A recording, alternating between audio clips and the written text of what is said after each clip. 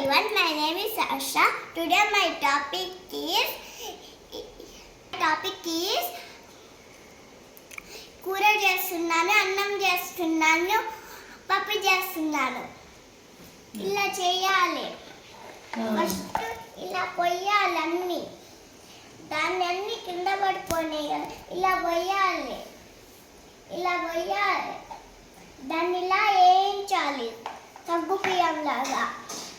మొత్తం ఇలా పోయిన ఇగో పెడుతున్నా.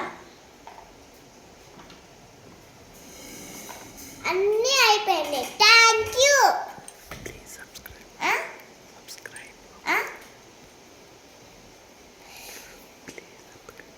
ప్లీజ్ సబ్స్క్రైబ్ చేయండి, షేర్ చేయండి,